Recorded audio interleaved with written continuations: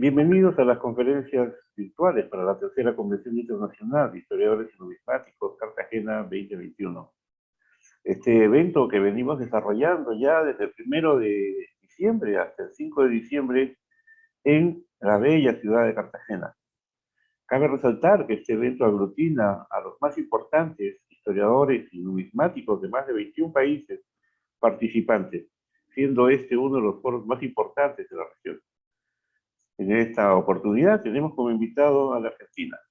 Argentina que estará representado por el señor Luciano Pesano, con un tema muy interesante, un curioso escudo colombiano de la época de la independencia y las primeras monedas argentinas. También contamos con la presencia de Jorge Madona, vicepresidente de Cartagena 2021, representando a la Argentina. Jorge también ha sido vicepresidente del Instituto Federal de Investigadores Numismáticos de la República Argentina, así como también es presidente de la Federación de Entidades Numismáticas y Medallísticas de Argentina. También está con nosotros el señor Jorge Becerra, un ícono de la numismática colombiana, actual vicepresidente de Cartagena 2021 representando a Colombia. Y por último tenemos al señor Francisco Gregorich, quien es un aficionado a la numismática, pero también fue un expresidente de la Asociación Argentina de Vexilología. Bueno, entonces damos inicio ahora a la conferencia de Luciano Pesano. Les presento para ello al señor Jorge Madona. Adelante, Jorge. Hola, muchas gracias, César. Bueno, para mí es un gran honor presentar a un amigo, un viejo y gran amigo de la numismática, que me trajo la numismática. Y también es una pena que no estés presente en Cartagena. Bueno, todos estos problemas de pandemia han hecho que no pudiera viajar. Pero bueno, te tenemos aquí de manera virtual, Luciano, y paso a presentarte. Luciano es socio y expresidente del Centro Filatélico y Numismático de San Francisco, miembro fundador del Instituto Federal de Investigadores Numismáticos de la República Argentina y FINRA, vicepresidente de la Federación de Entidades Numismáticas y Medallísticas Argentinas, FENIMA, editor del boletín electrónico El Reverso, del Centro Filatélico y Numismático de San Francisco, ganador del premio Numisma Progress 2020, autor de las primeras monedas patrias y los orígenes del escudo nacional, y de numerosos artículos y trabajos de investigación numismática. Los dejo en manos del experto que nos va a presentar hoy su trabajo, en la cual él ha estudiado mucho, que es acerca de los escudos, y se llama Un curioso escudo colombiano de la época de la independencia y de las primeras monedas argentinas. Adelante, muchas gracias.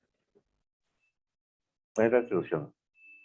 Muy bien, muchas gracias Jorge por la presentación, y en verdad lamento mucho no poder estar presente en Cartagena con tantos queridos amigos. Ya 5 años de aquella primera experiencia en Potosí, a 3 de esa otra gran experiencia que fue en Arequipa. Pero al menos la virtualidad nos permite participar de esta forma, y por eso agradezco esta posibilidad, así como a los amigos que nos están acompañando hoy, para compartir una investigación actualmente en curso sobre un tema que me intriga desde hace más de 15 años, cuando por primera vez tomé conocimiento de la existencia de esto que yo llamo un curioso escudo colombiano de la época de la independencia, y al que me voy a referir a continuación. Como parte de mi investigación sobre las primeras monedas patrias argentinas y los orígenes del escudo nacional argentino que se encuentra en el anverso de esas monedas, me topé con una pieza muy singular en la historia de los escudos latinoamericanos,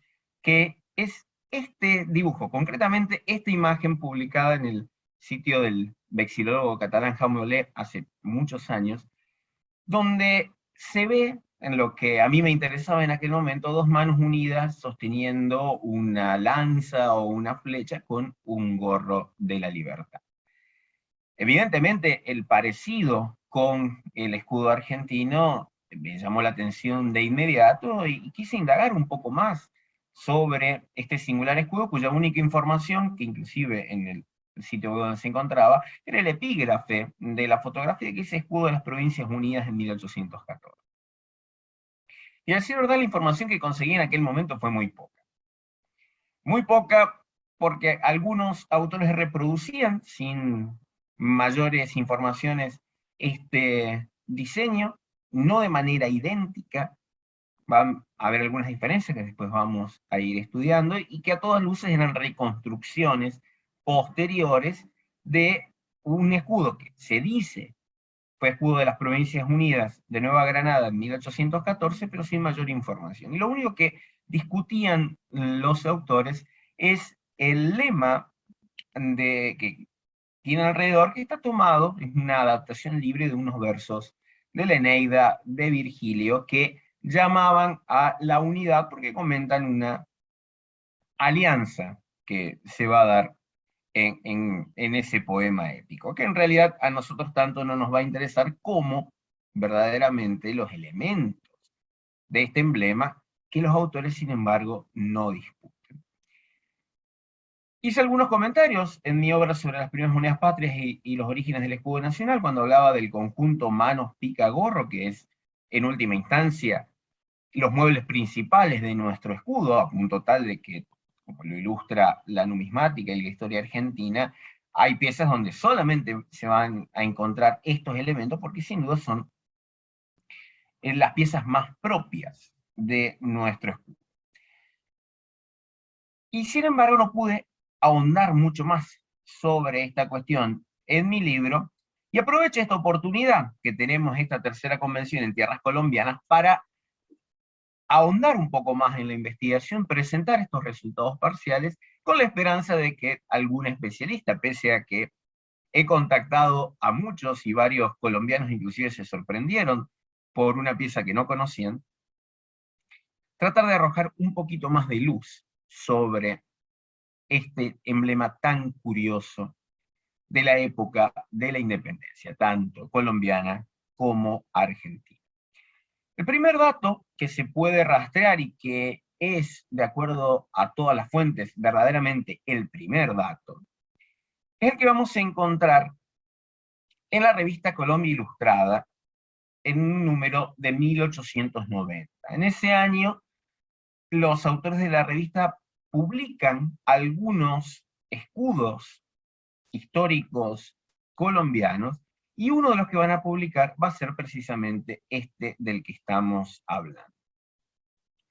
De acuerdo al artículo que sale en la revista, se lo va a presentar como escudo provisional de la patria hasta 1815, ese va a ser el epígrafe, pero también se va a hablar de escudo o sello, y se va a citar el documento en el que va a aparecer, que va a ser una ley de 1815, que crea el escudo de las Provincias Unidas de la Nueva Granada, que es un escudo bastante complejo, que nada tiene que ver con este, y que se lo reconoce efectivamente como el primer escudo de las Provincias Unidas, que tuvo una duración muy efímera debido a la reconquista y la caída de ese periodo de la historia colombiana que los colombianos denominan como patria boba, por esas discusiones internas que había entre federales y centralistas, lo cual recuerda mucho las discusiones que también existieron en la historia argentina luego de la independencia, pero que en el caso colombiano se suscitaron antes de la consolidación de la independencia y que son considerados por algunos historiadores como una de las causas de la caída de esta primer intento de vida independiente en la Nueva Granada. Lo cierto es que va a ser la ley de creación del nuevo escudo la que va a aparecer sellada con este sello.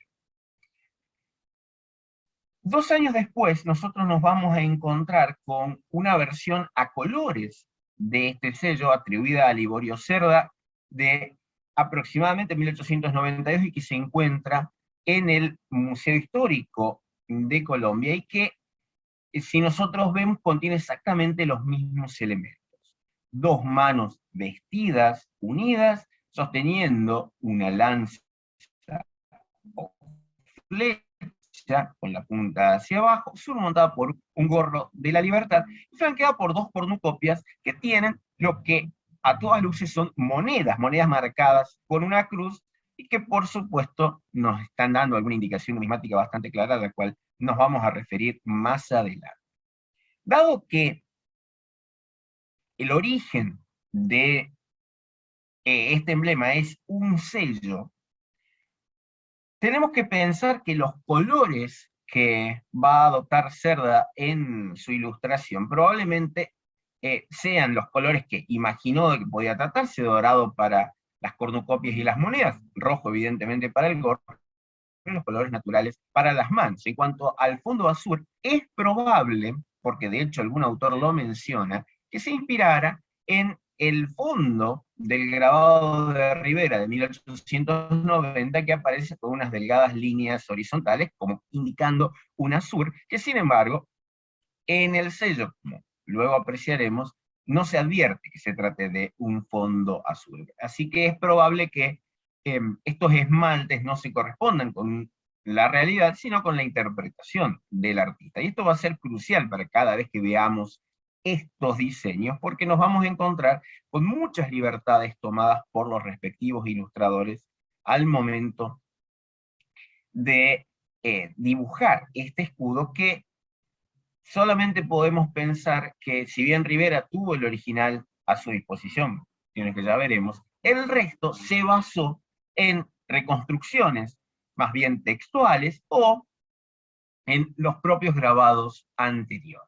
De manera tal de que no se trata de un escudo muy difundido, muy conocido, al menos en la época. Repito, si se atribuye hasta 1815, entre 1814 y 1815, y recién en 1890 se va a publicar, estamos pensando en algo muy poco difundido.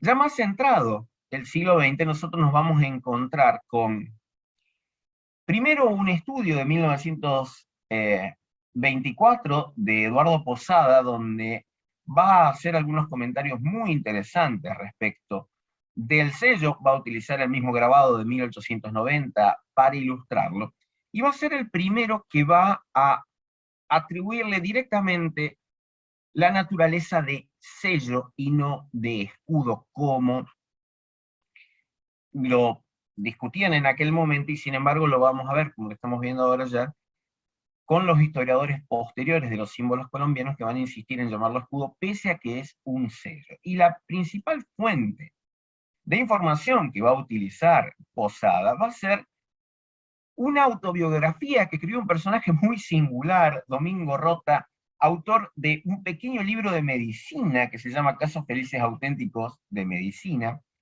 donde este señor Rota parece ser un personaje muy interesante desde el punto de vista biográfico, por cuanto desarrolló muchísimas actividades en su vida, una de las cuales fue ser platero y confeccionar sellos. Y el mismo Rota nos va a decir que va a ser el autor del sello del Congreso, que lo va a describir como dos manos derechas tomadas, la lanza, la gorra, las dos coronas y una inscripción latina. De manera tal de que el propio Rota va a confirmar, como autor material de la pieza, de que se trata de un sello del Congreso de las Provincias Unidas, que sesionaba, por al menos de acuerdo a lo que puede surgir del testimonio de Rota, en 1814. Sin embargo, pese a que Posada ya en 1924 nos estaba diciendo que era un sello y que había sido de autoría del señor Domingo Rota, que era el sello del Congreso, nosotros nos vamos a encontrar con otros trabajos de mediados del siglo XX, como este trabajo de Quintana, donde se ve, dice escudo de las Provincias Unidas de 1814, dice escudo, y que es, como estarán advirtiendo, una versión en colores de aquella primera versión, que fue la primera con la cual me encontré en mi investigación, y donde las cornucopias ya no tienen monedas, sino que tienen frutos, mientras que en 1962 Castrillón, en su obra sobre banderas y escudos de Colombia, va a publicar otra versión, donde las cornucopias van a tener distintas flores y frutos. Yo pienso que estas reconstrucciones con frutos y flores y frutos se deben a una interpretación del escudo de Colombia, el escudo de la Gran Colombia, que también tiene cornucopias y que de acuerdo a la ley de su creación debía llevar flores y frutos. Y entonces se traspoló esta información, pero en realidad no es lo que corresponde de acuerdo al grabado que conocemos en 1890, que, de acuerdo a la propia nota publicada en Colombia Ilustrada, se trata de tomado de un original que aparentemente tenía monedas.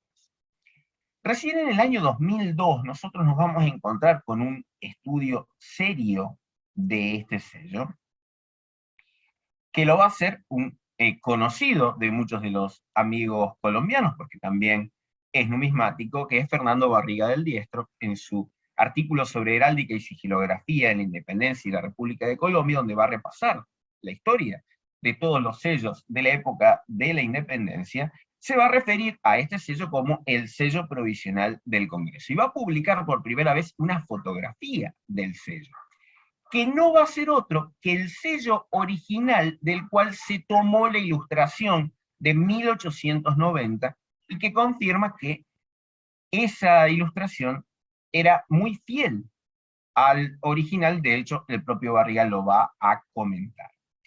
Sin embargo, en cuanto a la interpretación, Barriga no va a comentar un dato que para mí es crucial y que es lo que motiva toda esta exposición, y es que el hecho que los elementos sean tan similares a los del escudo argentino.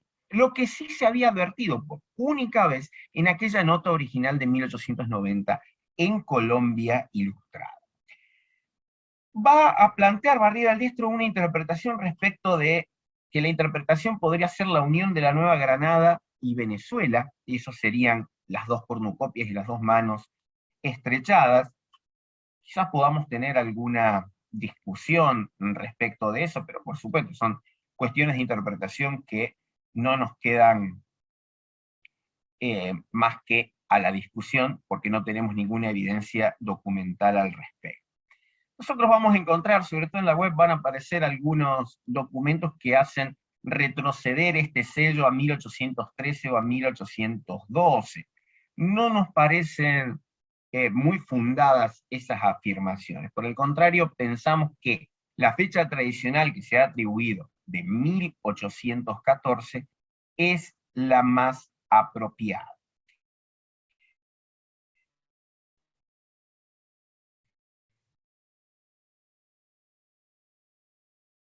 Pero estamos buscando alguna imagen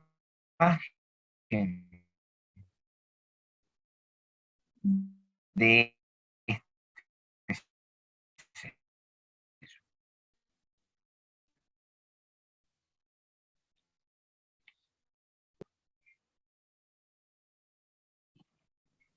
Y este escudo de Castrillón es el que fue tomado para la Wikipedia, donde aparece así con bastante ligereza como el escudo de las Provincias Unidas de la Nueva Granada en 1814, cuando en realidad está tomado de una reproducción, que no es fiel al original, de mediados del siglo XX. Y es por eso que siempre hay que tener cuidado cuando uno busca este tipo de información en la popular enciclopedia virtual, con la cual hemos tenido algunas diferencias, sobre todo en lo que respecta a la historia de los símbolos argentinos.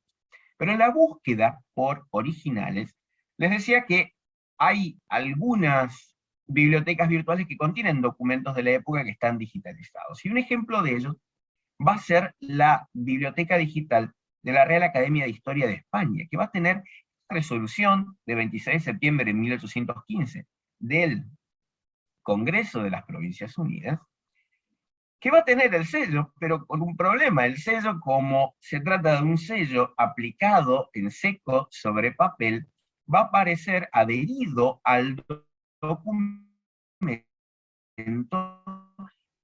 y debidamente cerrado, tal cual se plegaban los sellos en la época. El personal de la biblioteca de la Real Academia de Historia abrió el sello, lo fotografió y me lo remitió. Y yo puedo compartir hoy con ustedes un sello completamente inédito del Congreso de las Provincias Unidas.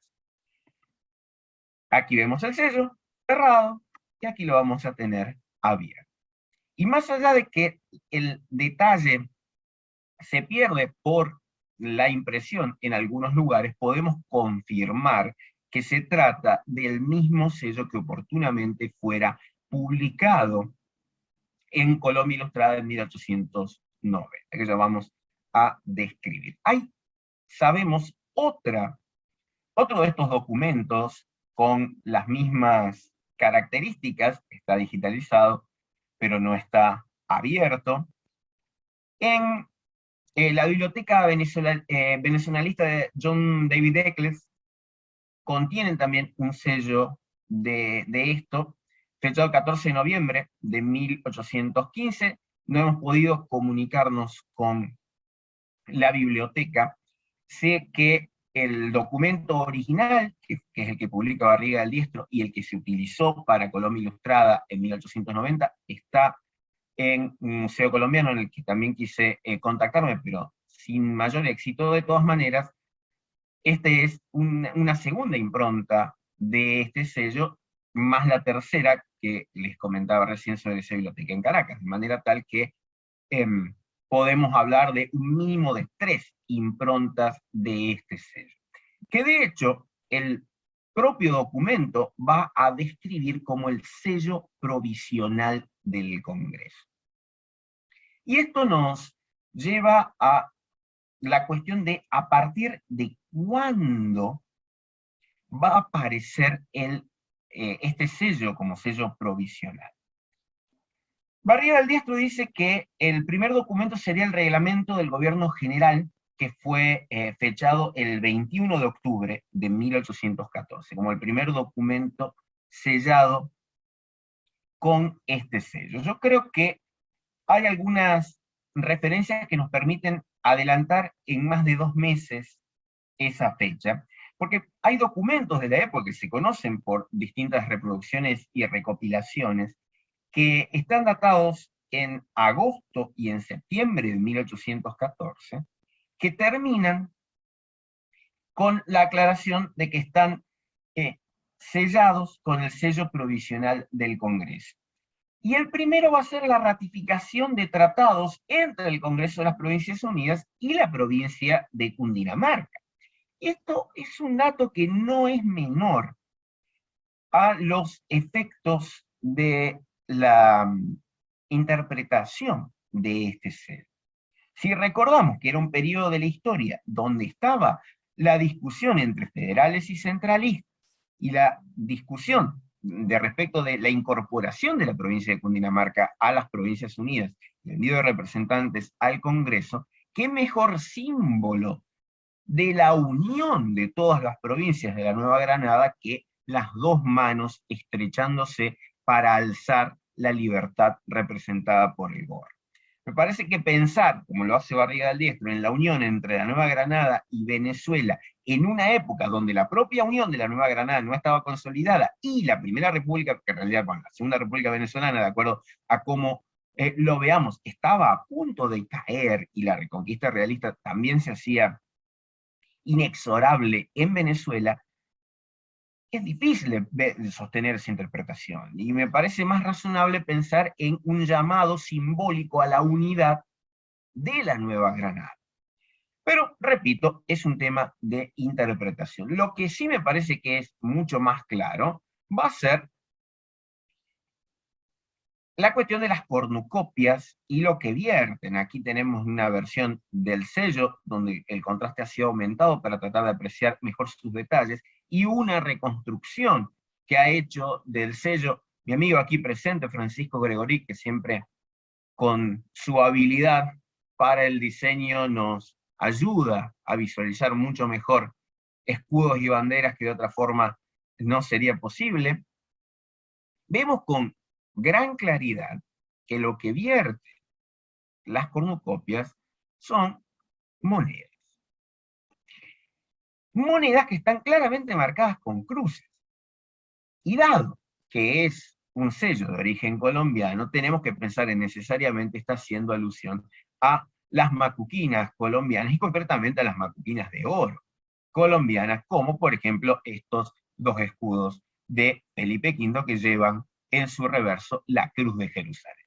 Y esa cruz que aparece en el sello es sin duda la cruz de Jerusalén, y lo que está virtiendo son monedas macuquinas. Y dado la gran cantidad de monedas de oro que se acuñaron en la Nueva Granada, pensamos que sin duda está haciendo alusión a las monedas de oro.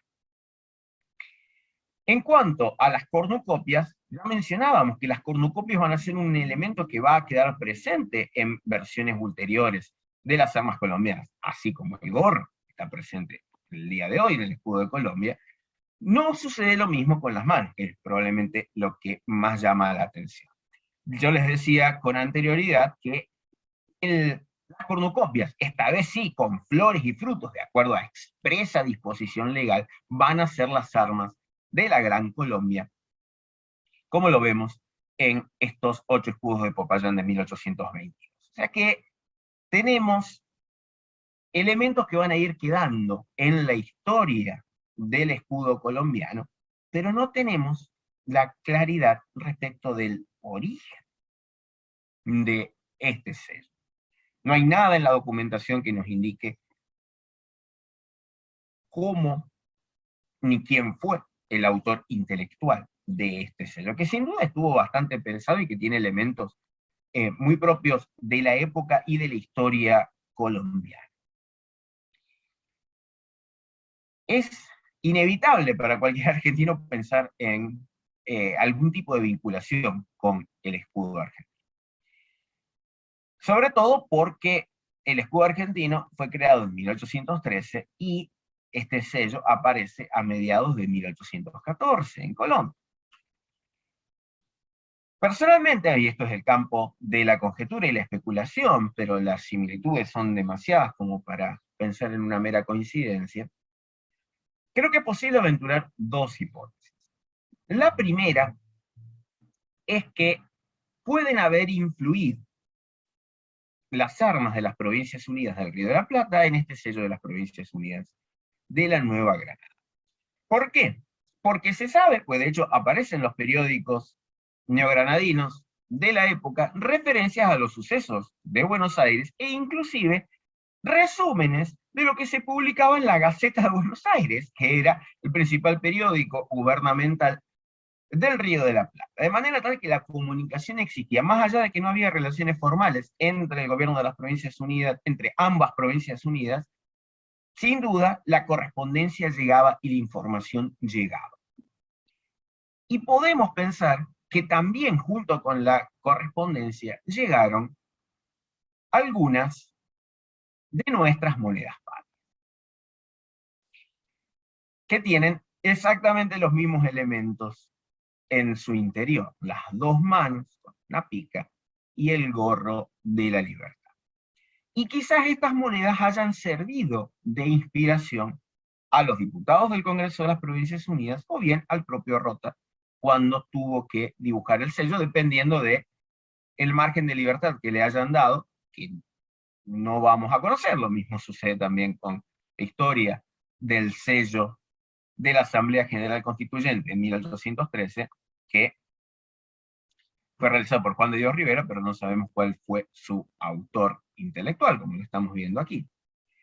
Lo que sí podemos saber es que no hubo algún envío oficial de las monedas desde Buenos Aires hacia la Nueva Granada, como sí sucedió con el gobierno de Chile, al cual se le remiten, y están los documentos que prueban que se le remiten las nuevas monedas, como una forma de reafirmación de la soberanía de las Provincias Unidas. Y es probable que, quizás de manera informal, hayan llegado las monedas también a la Nueva Granada.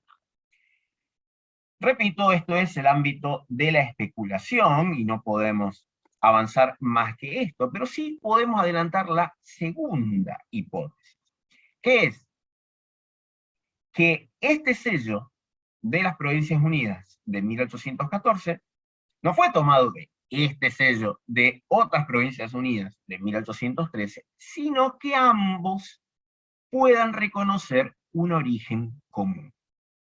Nosotros sabemos por las investigaciones que se han publicado en los últimos años, sobre todo a partir de una nota de Carlos Ortiz de Rosas y de la investigación que va a realizar mi amigo Jorge Gabriel Olarte, que el escudo argentino, el sello de la Asamblea General Constituyente, habría estado tomado de un emblema revolucionario francés de tiempos de la Primera República, que contiene exactamente los mismos elementos de nuestro escudo y que podría haber llegado de alguna forma, que todavía no está determinada, al Río de la Plata. O quizás primero a Chile y luego al Río de la Plata por ciertos documentos que no nos interesan en este momento. Y al mismo tiempo, sabemos que el motivo de las manos unidas, sosteniendo una lanza, pica o flecha surmontada por un gorro de la libertad, era un motivo, no de los más comunes, pero tampoco demasiado escaso, de la iconografía revolucionaria francesa. Y nosotros vamos a encontrar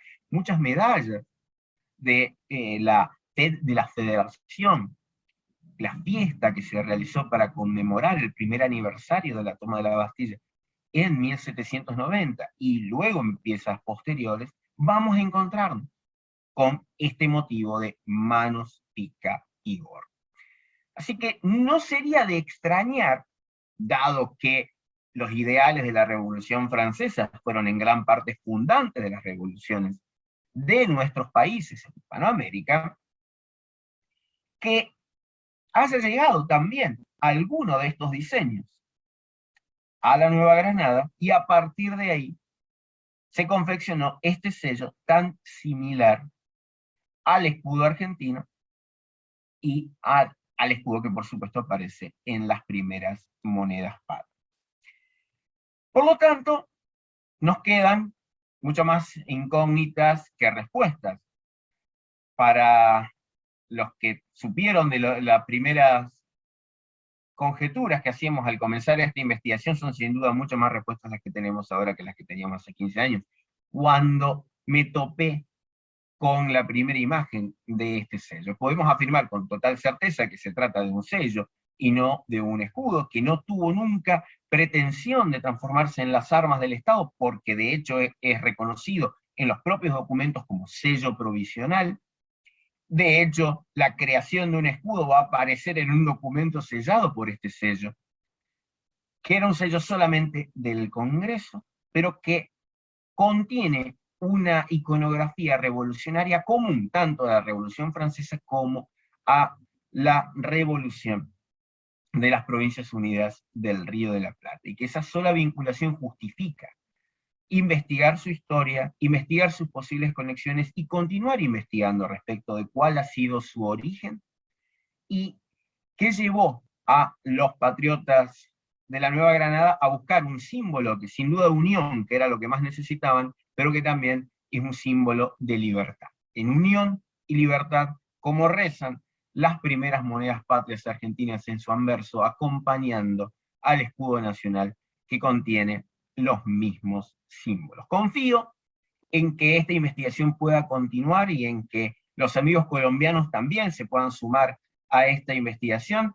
Cada vez que lo comento con algún amigo colombiano se sorprende de conocer este sello, porque no es difundido ni siquiera entre los círculos de especialistas colombianos, y así en la cooperación de todos, en la unión de todos, como dicen esas manos estrechadas, podamos arrojar un poco más de luz sobre este símbolo tan interesante como importante para la historia de la independencia de nuestros dos países.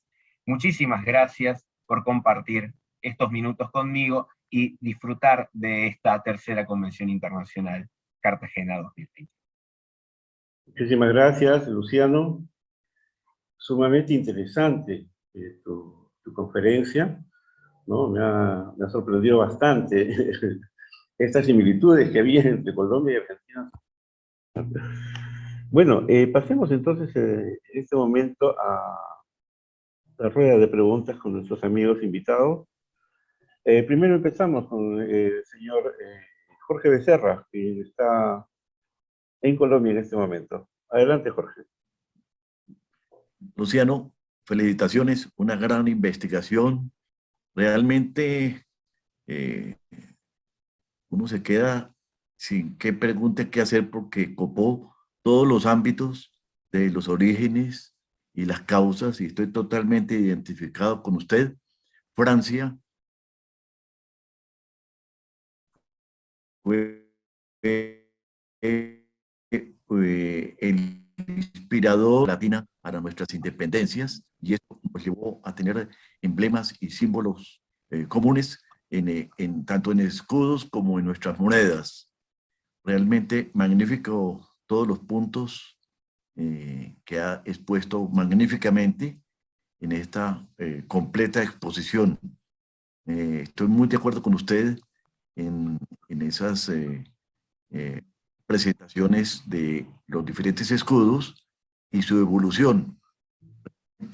Con Fernando Barriga, con el cual trabajamos muchos años en todas estas publicaciones, discutimos y trabajamos mucho sobre el tema de esos orígenes porque desafortunada o afortunadamente ha sido muy olvidado por investigadores colombianos, como lo dice Luciano. Y Fernando fue de los más historiadores y preocupados realmente por dejar plasmado en obras que él hizo sobre el tema de la emblemática y eso nos está llevando a que las investigaciones de él como esta presentación suya tan minuciosa nos va a inquietar para que los investigadores empecemos a profundizar más en el tema y buscar más documentación al respecto. Felicitaciones, Luciano, un gran aporte. Muchas gracias, querido Jorge. Y es verdad, inclusive hay algunas razones, yo encontré algunas razones por las cuales los investigadores y los historiadores colombianos casi desdeñaran este sello, porque hay cierto desdén también por la época en general, el hecho de que se siga manteniendo esa denominación de patria boba, hace que el estudio sea complejo. Y además, porque hay una gran escasez documental, se sabe que muchos documentos del Congreso fueron destruidos antes de que volvieran los realistas,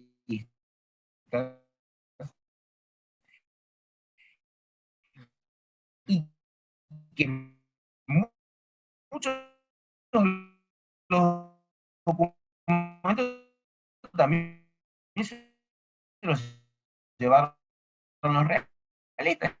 Entonces, pues, aparecen en cualquier lugar. El hecho de que este documento que yo presento esté en la biblioteca de la Real Academia de Historia de España es una prueba de eso. Inclusive busqué en el archivo de Indias que hay muchos documentos de esta época porque se le va y que a nadie se le había ocurrido mirar, a nadie se le había ocurrido.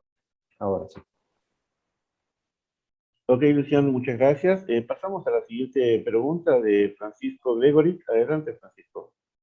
Sí, ante todo, felicitaciones, Luciano, por el excelente trabajo, detallado como estamos acostumbrados los que hemos leído y escuchado las conferencias de Luciano.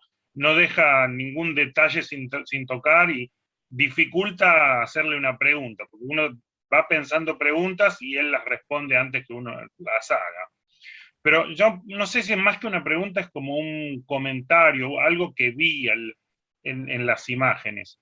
Yo noté cierto parecido en la forma del gorro de la Nueva Granada del Congreso con el gorro francés, a diferencia por ahí de los gorros con borla que usan, que se ven acá lo que eran las Provincias Unidas del Río de la Plata, con la borla que conocemos. O sea, lo vi bastante parecido al original del Club Jacobino de 1793, la forma, lo que se llega a discernir digamos, del sello de la Nueva Granada. No sé la opinión de Luciano al respecto, si analizó algo sobre esas similitudes entre los gorros. Muchas gracias, Francisco. Sí, hay una realidad. que el gorro con borla es muy propio argentino, digamos, salvo una sola excepción, bueno, que es una moneda que Jorge Madonna conoce, una moneda de Due Soldi piamontesa, donde el gorro aparece con borla. En el resto de las representaciones, cada vez que nosotros vamos a ver gorro con borla es en una fuente argentina. El hecho de que no tenga borla puede ser un indicio a favor de un origen directo francés y no tomado de las monedas, pero también puede ser que lo vieron y sencillamente lo dibujaron sin borla. Eso también es una posibilidad. Pero es un dato muy interesante porque efectivamente la borla es algo muy, muy propio nuestro, que inclusive tiene algunas interpretaciones particulares, el hecho de que el gorro de la libertad tenga borla en la Argentina, pero que no va a suceder. Sin embargo, hay una particularidad que también hay que notar, de que en los cuartillos, seguramente Jorge Becerra estará pensando, en los cuartillos independientes, nosotros vamos a encontrar gorros con borla en esa época. Y es sumamente interesante de que se trata de monedas colombianas que todo su anverso está ocupado por el gorro de la libertad. Y ese gorro sí tiene borla. Entonces, ahí hay una particularidad donde podemos pensar con borla o sin borla. Se trata de más bien una cuestión de diseño y no algo directamente relacionado con el origen del celo. Por ejemplo, en el escudo actual de Colombia, el gorro se asemeja mucho más al gorro frigio por la presencia de los apéndices laterales que nosotros no encontramos en otros gorros, por ejemplo, el gorro del escudo argentino, no sabemos, es incorrecto llamarle gorro frigio, pero sí el gorro actual del escudo de Colombia. Pero es un dato interesante para tener en cuenta de cuál puede haber sido el origen. Quizás puede haber sido tomado directamente de la iconografía francesa sin esta intermediación, digamos, del Río de la Plata. Sigue siendo en el campo de la especulación. Y ojalá pueda encontrarse algún testimonio de la época, aunque sea de los realistas criticando esto, como hay testimonios realistas criticando el escudo del Río de la Plata, puede haber también algún testimonio realista o alguna carta donde se mencione este sello y quizás arroje más luz de cuál es su origen.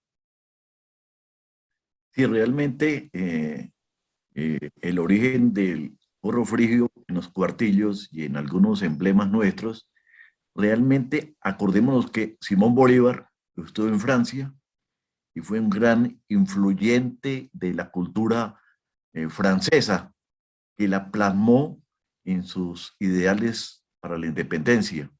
Yo atribuyo, y eso lo discutimos muchas veces con Fernando, que mucho de la simbología fue traída por Simón Bolívar, quien estuvo mucho tiempo en Europa formándose para venir a América a hacer la gesta libertadora. Efectivamente, efectivamente. Hay mucho en la iconografía, en realidad en toda la iconografía de la independencia americana, donde el gorro va a aparecer constantemente. De hecho, se comenta en mi libro sobre los orígenes del escudo nacional, cómo el gorro va apareciendo sistemáticamente en todo movimiento revolucionario. Primero fue por los holandeses, luego por los ingleses, eso pasa a los Estados Unidos, y los Estados Unidos pasa a Francia, y de Francia vuelve a América, a todos nuestros países, donde lo vamos a encontrar en un montón de situaciones, incluso yo creo que el caso más extremo fue el de Buenos Aires, cuando, para celebrar el aniversario del 25 de mayo de 1813, los miembros del gobierno fueron a los actos tocados con gorros de la libertad. Es una pena que no se conserve ninguno de esos gorros. Pero se usaron gorros, así como se habían usado en Francia, en Buenos Aires se usaron gorros físicos para cubrir las cabezas de los miembros del gobierno, los diputados de la Asamblea y los principales funcionarios. Es un dato que a veces olvidamos, pero que es sumamente interesante. Perfecto. Tenemos otra pregunta, Jorge Madonna, adelante, por favor. Sí, Luciano, la verdad, felicitaciones por esta exquisita presentación y un una gran investigación hasta el hueso, como sabemos decir nosotros. Sé que no has dejado nada por investigar, o al menos lo que estaba a tu alcance. Y bueno, como nos tienes acostumbrados en tus investigaciones. Así que eres un gran representante de Argentina para la Convención Internacional. Como vicepresidente por Argentina, te tengo que agradecer siempre por la predisposición de tus grandes aportes a la convención y de tus presentaciones y trabajos. Y la verdad que no se me ocurren preguntas porque las respondiste todas, como decía Francisco. Me inclino más a pensar, la gran pregunta es cuál es el hilo conductor entre ambos sellos de la Asamblea General Constituyente de las Provincias Unidas de Río de la Plata y del Congreso de Nueva Granada. Me inclino a pensar por la gran incidencia de las ideologías francesas, de la Revolución, que llegaron a América y se difundieron y que bueno, terminaron siendo la independencia de los países americanos. Pero no sé por qué me inclino a pensar por eso, es una intuición nada más, o como lo decías vos. Y bueno, está en línea también con lo que decía Jorge Becerra, ¿no? Así que Muchísimas gracias. muchas gracias, Luciano, y bueno, aquí estamos. Muchas gracias, Jorge. Bueno, ya, como lo has dicho, Jorge Madonna, pues ya casi todas las preguntas se han hecho y se han respondido, que es lo más interesante. Muy bonita la presentación del día de hoy. Me ha agradado bastante, ¿no? Entonces, Luciano, te cedo unos minutos para tu despedida. A todos los oyentes y que nos están viendo a través de las redes sociales de esta tercera Convención Internacional de Historiadores y Numismáticos, Cartagena 2021. Adelante, Luciano. Muchas gracias, César. Solamente agradecer de nuevo a los amigos que nos han acompañado hoy, Jorge Madonna, Jorge Becerra, Francisco Gregoric, a ti también, César Corrales, por permitirnos este espacio, y a todos los amigos que participan en Cartagena, que me encantaría estar compartiendo con todos ellos. Un fuerte abrazo, y espero haber hecho un pequeño aporte para los amigos colombianos y la difusión un poco más de los símbolos de la época de la independencia, que a mí siempre me gusta ver como la independencia hispanoamericana como un solo proceso, y no solamente como han querido nuestros primeros historiadores, de separar y dividir como si no tuviera nada que ver la independencia argentina con la independencia colombiana, peruana, chilena o boliviana, cuando en realidad es exactamente partes de un mismo proceso, como nuestros padres fundadores sí lo pensaban, tanto el Libertador San Martín como el Libertador Bolívar. Y me parece que traer cuestiones que nos hermanan, no solamente ahora, sino en aquella época también, es interesante para discutir. Como pensaba con este último aporte de Jorge, sí, es mucho más plausible pensar que fue la iconografía francesa la que influyó en ambos procesos, el del Río de la Plata y el de la Nueva Granada. Pero qué lindo sería pensar que fue el mensaje de las monedas patrias argentinas el que llevó la unión y la libertad también a la discusión en la Nueva Granada, como también reza alguna marcha argentina exclamando a su paso libertad. Y quizás las monedas también exclamaban unión y libertad, como lo dice su lema y el símbolo que llevan en su anverso. Así que muchas gracias, un fuerte abrazo a todos los amigos en Cartagena 2021. Muchas gracias a ti, Luciano. Reiterando nuestro agradecimiento por esta magnífica conferencia, nuestro agradecimiento también a Jorge Becerra, que está en Colombia, Jorge Madonna, Francisco Gregori, y con todos ustedes estaremos viéndonos en la siguiente conferencia virtual para esta tercera Convención Internacional de Historiadores Numismáticos. Conmigo, muchísimas gracias. Buenas tardes.